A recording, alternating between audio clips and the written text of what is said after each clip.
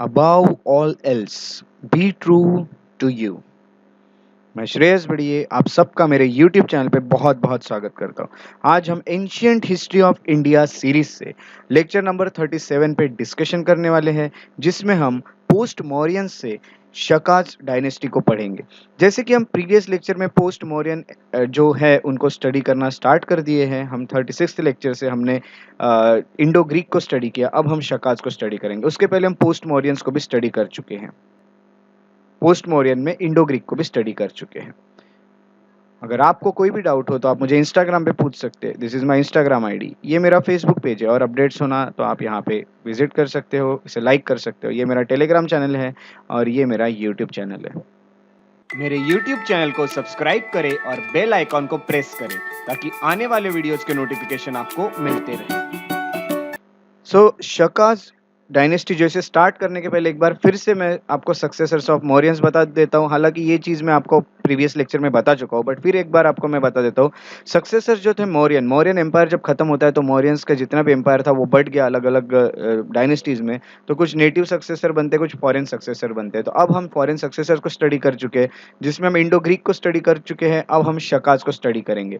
सबसे पहले शकाज यहाँ पे जब हम स्टडी करते हैं तो मैं आपको ये बता दूं कि शकाज का जो रूल था ये शुरू होता है जब ये लोग अटैक कर देते हैं इंडो ग्रीक के जो भी रीजन था उस पे, और वो रीजन को अपने अंडर ले लेते हैं। इस तरह से शकाज का जो रूल था ये शुरू हुआ। शकाज एक डायनेस्टी बनती है।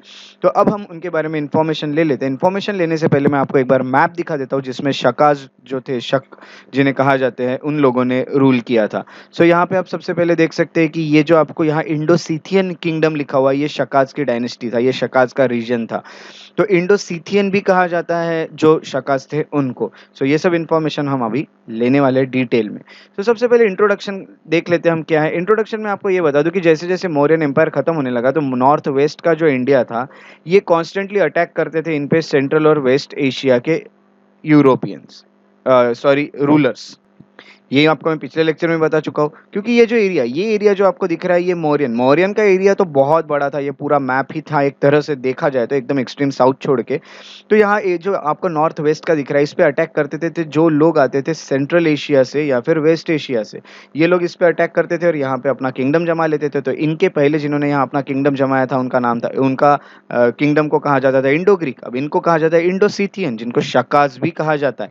इंडो ग्रीक जो थे उनका रूल लगभग 180 बीसी से लेके तो 55 बीसी तक चला। काफी लंबा रूल चला एक तरह से अगर देखा जाए तो इंडो ग्रीक का भी। और इंडो ग्रीक का रूल खत्म हुआ जब आए इंडोसिथियन किंगडम या फिर शकाज। तो शकाज, जिनको शकाज भी कहा जाता है या सकाज भी कहा जाता है, अलग अलग स्पेलिंग्स अलग अलग जगह लिखे हो सकते हैं क्योंकि ये जो भी चीज़ें हैं ये इंग्लिश में नहीं लिखी गई है ओरिजिनली। तो यहाँ पे इंग्लिश में उनके स्पेलिंग अलग अलग हो सकते हैं। तो आप एग्जाम में कुछ भी लिख सकते हैं, दोनों में से कोई भी स्पेलिंग यूज कर सकते हैं। उसके बाद इंडोसिथियंस भी इनको कहा जाता है। इन्होंने नॉर्थ वेस्ट जो है उस पर अटैक किया in first century BC onwards, है ना। तो फर्स्ट सेंचुरी बीसी के बाद का जो समय है उसमें ये लोग अटैक करते रहे, ये भी हमें पता चलता है। जो पहली सदी थी बीसी उसमें, ये जगह जो पहले हुआ करती थी इंडो ग्रीक की, अब इस अटैक से ये बन जाती है जो इंडोसिथियन थे उन लोगों की।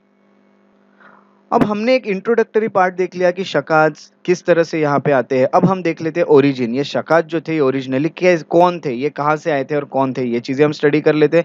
Origin of Shaka area. सबसे पहले सीथियंस, इनको कहा जाता है सीथियंस, और जिनको शकाज कहा जाता है इंडियन सोर्सेस में। इंडिया में जितने भी सोर्सेस हमको मिले, लिटरेरी सोर्सेस या जो भी साहित्य किताबें जितनी भी चीजें मिली है, वहाँ इनका नाम शकाज लिखा गया है और सीथियंस लिखा जाता है बाहर के देशों में। उसके साथ साथ मैं आपको ये भी बता दूं कि ये लोग ईरानियन नोमैडिक पैस्टोरल ट्राइब्स थे। ईरानियन नोमैडिक पैस्टोरल ट्राइब्स जो होते हैं ये क्या होता है मैं आपको अभी ये आइडिया दे देता हूं। Iranian nomadic pastoral tribe, Iranian यानी ईरान से आए हुए लोग, नोमैडिक यानी जो खानाबदोश लोग होते, एक जगह से दूसरे जगह जाने वाले, घूमने वाले लोग, अपने जितना भी उनका ऑक्यूपेशन है उसके तलाश में, वो ईरान के थे। अब उनका ऑक्यूपेशन एक तरह से पैस्टोरल थे। पैस्टोरल यानी जो चरवाए होते हैं ना, तो जो अपने घोड़े को या फिर अपने जो भी जानवर है, जो पशु है जो उन्होंने पाल के रखे, उन्हें जो चराने के लिए अलग अलग जगह पे जाते हैं, ऐसे लोग ये नोमैडिक, जो एक जगह नहीं रहते, एक अलग अलग जगह पे अलग अलग जगह अपनी बदलते रहते हैं अपने रिक्वायरमेंट्स के हिसाब से। तो ये इस तरह के लोग हुआ करते थे। ये इस पेंटिंग में आप देख सकते हैं, ये सीथियंस हैं जो ईरानियन थे। दूसरी बात ये कि जब सेकंड सेंचुरी बीसी आती है, सेकंड सेंचुरी जो दूसरी सदी थी बीसी, उसमें सेंट्रल एशिया नोमैडिक ट्राइब्स जो है और जो चाइनीज की जो ट्राइब्स है, चाइना की कुछ ट्राइब्स थी या फिर सेंट्रल एशिया की कुछ नोमैडिक ट्राइब्स थी। नोमैडिक ट्राइब्स अब आप समझ चुके हैं कौन होते हैं, तो एक जगह से दूसरी जगह हमेशा चेंज करने वाले लोग रिक्वायरमेंट के हिसाब से, वो लोग कुछ चाइना के, कुछ सेंट्रल एशिया के, ये लोगों ने जो प्रेजेंट डे कजाकिस्तान का एरिया है ना, तो उसको इन लोगों ने अटैक कर लिया। और ये जो कजाकिस्तान का एरिया था, यहाँ पे रहते थे सिथियंस। अब सिथियंस के ऊपर अटैक हो गया और सिथियंस की जगह यहाँ से नॉर्मली चले गई, तो इस कारणवश जो सिथियंस है इनको मूव करना पड़ा अपनी जगह छोड़ के, और ये आगे बैक्ट्रिया या पार्थिया की तरफ। अब यहाँ पे पार्थिया और बैक्ट्रिया जो रीजन आता है, इस रीजन की तरफ सिथियंस बढ़ने लगे। सो हम ये पार्थियन और बैक्ट्रियन रीजन नॉर्मली कह सकते हैं। पार्थियन रीजन मेनली जो अफगानिस्तान काबुल का रीजन है, वो वहाँ से होते हुए ये इंडिया में आ सकते हैं ना, तो यहाँ से होते हुए ये इंडिया में आ सकते थे। तो यही पहले इन्होंने अटैक किया इधर के जो एरियाज थे उन पे, जहाँ पे पार्थियंस और फिर बैक्ट्रियंस अपना रूल किया करते थे, उनको हरा दिया सीथियंस ने। पार्थियन किंग को जब हरा देते हैं ये सीथियंस, तो वो इंडिया की तरफ बढ़ने लगते हैं और इंडिया पे वो अटैक करके इंडिया में अपनी जो टेरिटरी है वो फिक्स कर लेते हैं और उनकी टेरिटरी बनती है ये, और इस तरह से ये इंटर हो गए इंडिया में इंडो सिथियंस, है ना। तो आप देख सकते हैं लिंक कैसी लगी हुई है। तो सबसे पहले सेंट्रल एशिया के नोमैडिक ट्राइब्स और फिर चाइना के जो ट्राइब्स है, वो लोगों ने अटैक कर लिया सिथियन के जगह पे, इसलिए सिथियन मूव कर गए। सिथियन मूव होने के बाद उन्होंने बैक्ट्रिया और पार्थिया पे अटैक कर दिया और वहां से होते हुए वो उन लोगों को हराते हुए सिथियंस इंडिया में आ गए। सिथियंस इंडिया में आ गए तो इन लोगों, ये भी जो इंडिया का कल्चर था उसमें ढलने लगे। इसी कारणवश इन्हें भी इंडो सिथियंस कहा गया। जैसे ग्रीक लोग ढल गए तो उन्हें इंडो ग्रीक कहा गया। तो ये जो सिथियंस थे ये इंडिया में जब माइग्रेट कर गए तो इन्हें इंडो सिथियंस भी कहा जाता है, इनको शकाज भी कहा जाता है। शकाज का जो किंगडम था या इंडो सिथियन का जो किंगडम था, ये आपको बता दूं ये इंडो ग्रीक से भी बड़ा था। इंडो ग्रीक का जो किंगडम होगा वो मैंने आपको पिछले मैप में दिखाया था, उससे भी बड़ा किंगडम ये था। क्योंकि यहाँ जो आपको शत्रप्स दिख रहे हैं, ये शत्रप्स भी इन्हीं के रीजन है, तो अलग अलग रीजन इन्होंने भी यहाँ पे एक्सटेंड भी किए थे। तो इस तरह से काफी सारा बड़ा रीजन ये लोग एक्वायर कर लिए थे, इन्होंने कैप्चर कर लिया था। और इंडिया में हम जो है हमारा देश, इसमें एक और नया डायनेस्टी, एक और नया किंगडम एंटर कर गया जिसे कहा जाता है शकाज या फिर सिथियंस। उसके बाद इनके कुछ हम इंपॉर्टेंट रूलर्स पढ़ लेते हैं। सो रूलर्स काफी होके गए, बट हम लोगों को जो इंपॉर्टेंट रूलर्स है उन्हें ही स्टडी करना है, क्योंकि हमें बहुत यहाँ पे जो इस तरह के टॉपिक है, जो इंपॉर्टेंट रूलर्स ने, इन पे कभी क्वेश्चन भी नहीं आते और इनकी जानकारी भी पूरी तरह से अच्छे से कहीं पे है नहीं डिटेल में, क्योंकि सोर्सेस ही नहीं मिले। तो इंपॉर्टेंट जो जो रूलर्स है जिनके बारे में हमें सोर्सेस मिलते हैं या फिर जो हमें एग्जाम में एग्जाम पॉइंट ऑफ व्यू से बहुत ज़्यादा इंपॉर्टेंट चीज़ें लगती है, वही हम यहाँ पे स्टडी करते हैं सबसे पहले। तो आइए शुरुआत करते हैं इंपॉर्टेंट रूलर्स से। तो जो फर्स्ट इंपॉर्टेंट रूलर हम यहाँ पढ़ते हैं वो है माओइस।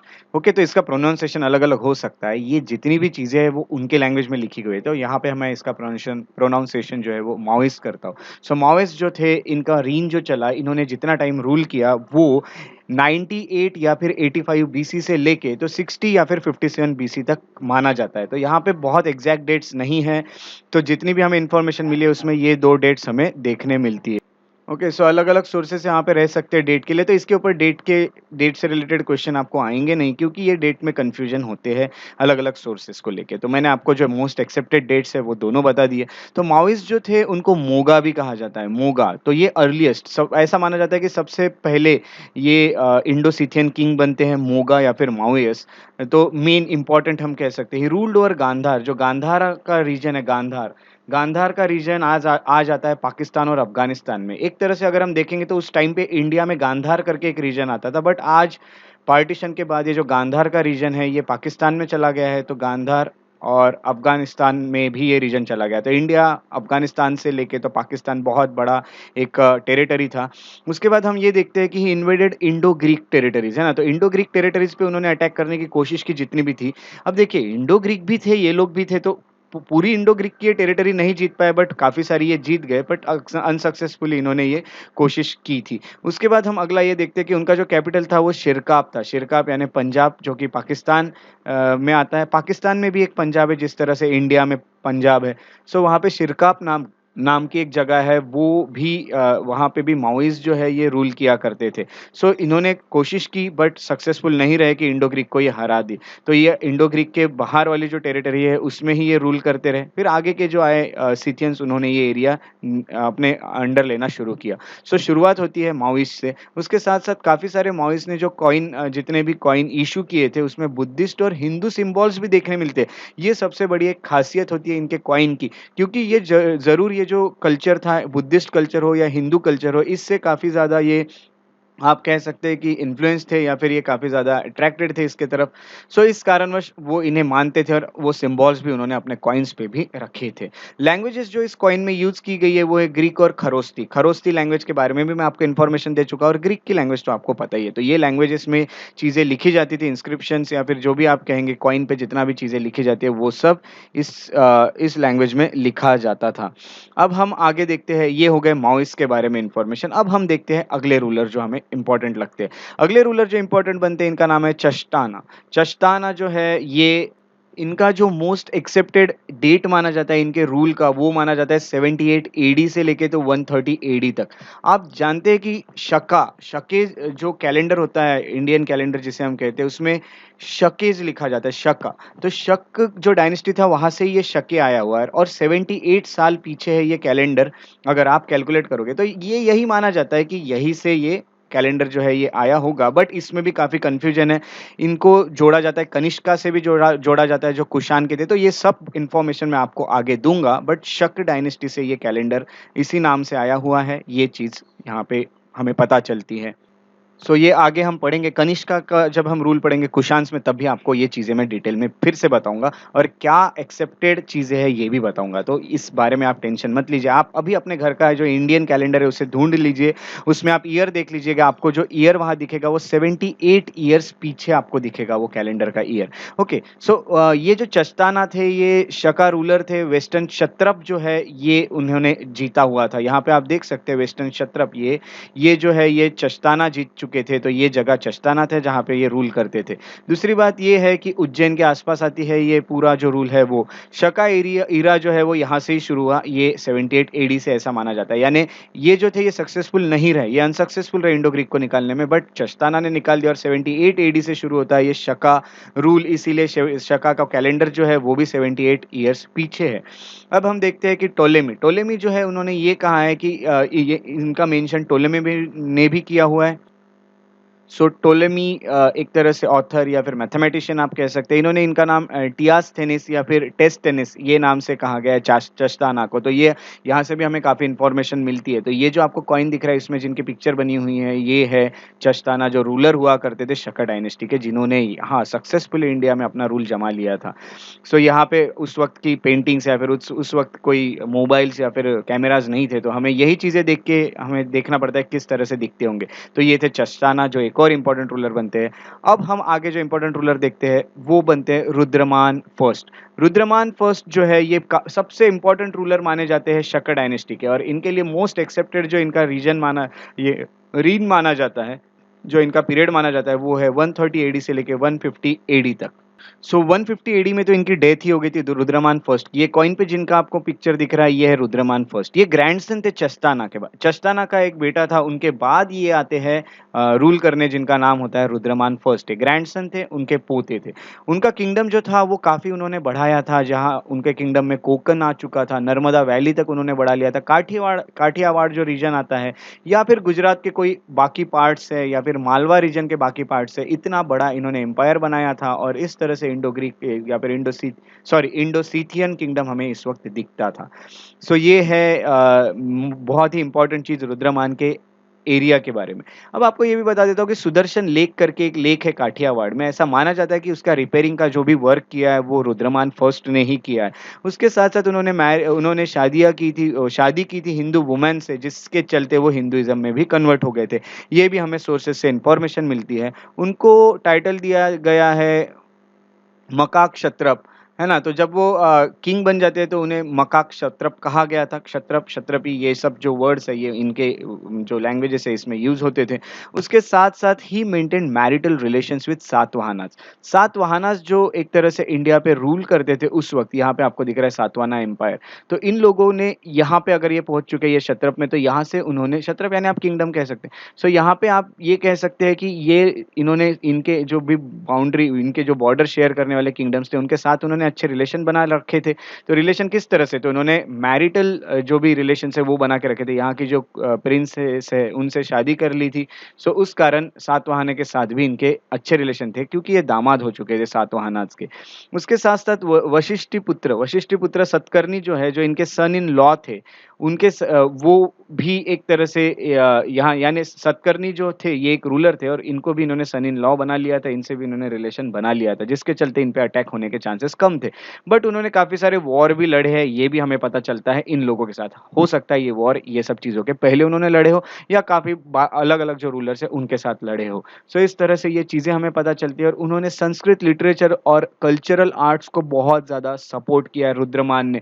संस्कृत का डेवलपमेंट बहुत ज़्यादा हुआ था रुद्रमान के टाइम पे। मैं आपको ये भी बता दूँ कि चेष्ट संस्कृत ये एक जो संस्कृत है इसका जो फॉर्म है चेस्ट फॉर्म, तो इसको बनाया गया था इन्हीं के वक़्त इन्हों बनाया तो पहले ही था बट सबसे लॉन्ग इंस्क्रिप्शन जो लिखा गया, सबसे लंबा जो लिखा गया कहीं पे भी वो इन्हीं के वक़्त लिखा गया था रुद्रमान फर्स्ट के वक़्त। तो he issued the first long inscription in chaste Sanskrit. Okay, so chaste Sanskrit में यहाँ पे लिखा गया था। सो ये थी इन्फॉर्मेशन रुद्रमान के बारे में। अब हम आज के टॉपिक से सबसे आखिरी चीज़ यहाँ पे स्टडी करने वाले हैं और वो है डिक्लाइन ऑफ शकाज़। जो शकाज़ थे इनका डिक्लाइन कैसा हुआ? इन्होंने इतना बड़ा किंगडम बनाया बट इनका डिक्लाइन हुआ। वो क्या डिक्लाइन था ये देखते हैं। इनका जो भी किंगडम था ये ख़त्म किस तरह से होते गया। सबसे पहले शका एम्पायर जो था ये डिक्लाइन होने लगे जब उनकी हार हुई थी सातवाहनास के हाथों। सातवाहना में भी जो गौतमीपुत्र सतकर्णी थे, ये हम आगे पढ़ने वाले हैं सातवाहनास को। तो सातवाहनास में गौतमीपुत्र सतकर्णी जो थे उन्होंने शकाज़ पे अटैक कर दिया और शकाज़ को हरा दिया। यहाँ पे आप देख सकते हैं सातवाहना ने। अटैक करने के बाद जब हरा दिया तभी से ये किंगडम जो था ये बहुत कमज़ोर होने लगा। जो शकाज़ रूल था नॉर्थ वेस्ट इंडिया और पाकिस्तान में वो ख़त्म हुआ जब एज़ ए सेकंड जो है इनकी डेथ हो जाती है। ये भी एक तरह से शकाज़ थे। इनकी डेथ हो गई और ये रीजन जो था ये कुषाण के पास आ गया। कुषाण लोग जो थे उन्होंने इन पे अटैक कर दिया और कुषाण ने इसको अपने अंडर ले लिया। आगे हम कुषाण को पढ़ने वाले हैं, सो ये सब चीज़ें आपको पता ही चलेगी किस तरह से ये होता है। और अगर हम वेस्टर्न इंडिया की बात करें, वेस्टर्न इंडिया में उनका जो रूल था वो 4th सेंचुरी एडी में ख़त्म होता है। जब लास्ट वेस्टर्न क्षत्रप शका जो था जिनका नाम था रुद्रसिम्हा रुद्रसिम्हा थर्ड जो थे उनको चंद्रगुप्त टू ने हराया। चंद्रगुप्त मौर्य नहीं, चंद्रगुप्त टू जो है ये अलग है, ये गुप्ता डायनेस्टी के हैं। इन्होंने हराया था रुद्रसिम्हा जो थे क्षत्रप शक उनको। तो यहाँ पे देख सकते हैं आप ये रीजन कौन सा है मैं आपको बता देता हूँ। यहाँ पे आपको जो वेस्टर्न क्षत्रप दिख रहा है ना, ये रीजन जीत लिया था गुप्ता ने, ये रीजन जीत लिया था कुषाण ने। इस तरह से ये पूरा रीजन, ये कुछ रीजन जीत लिया था सातवाहना ने। तो इस तरह से ये जो जितना भी रीजन है एक तरह से खत्म होते गया और ये धीरे-धीरे करके डिक्लाइन कर गए। तो शकाज़ का डिक्लाइन हुआ, उनके जगह फिर कुषाण आपको देखने मिलेंगे आगे और गुप्ता डायनेस्टी भी देखने मिलेगी आपको, सातवाहनास भी देखने मिलेंगे। सो ये सब चीज़ें हम आगे के लेक्चर्स में ज़रूर पढ़ेंगे। तो ये थी इन्फॉर्मेशन शकाज़ के बारे में। तो अब हम शकाज़ को कंप्लीट कर चुके हैं। आने वाले लेक्चर्स में हम पार्थियंस और कुषाण को स्टडी करेंगे। उसके साथ-साथ यहाँ आपको सातवाहनास, कान्वा, शुंगा, छेदी डायनेस्टी ये सब डायनेस्टीज़ भी हम कवर करेंगे। सो एग्ज़ाम के लिए काफ़ी इम्पोर्टेंट है ये सब चीज़ें एंशिएंट की। सो इसी तरह हम अगले लेक्चर्स में मिलते रहेंगे। अगर आपको मेरे लेक्चर्स पसंद आते हैं तो उन्हें लाइक ज़रूर करें, शेयर करें और सब्सक्राइब करना ना भूलें मेरे यूट्यूब चैनल को, ताकि इसी तरह मैं आपके साथ रेगुलरली नॉलेज शेयर करता रहूँ। अगर आप और अपडेट्स चाहते हैं तो फॉलो और लाइक कर सकते हैं मेरे फेसबुक पेजेस को, श्रेयस बड़ी और श्रेयस बड़ी इंटरप्रिटेशन। मुझे सपोर्ट करें। उसके साथ-साथ कनेक्टेड रहना चाहते हैं मेरे साथ तो इंस्टाग्राम पे मुझे फॉलो कर सकते हैं, या फिर मेरे बारे में इन्फॉर्मेशन चाहते हैं तो इंस्टाग्राम पे मुझे फॉलो करके आप इन्फॉर्मेशन ले सकते हैं। श्रेयस बड़ी द पीस लवर, ये मेरा इंस्टाग्राम आईडी। आप मुझे मेल करना चाहें तो shreyasbadi@gmail.com पे मेल भी कर सकते हैं। सो इसी तरह हम मिलते रहेंगे अगले लेक्चर में। तब तक के लिए अपना ख्याल रखें और आपका दिन शुभ हो।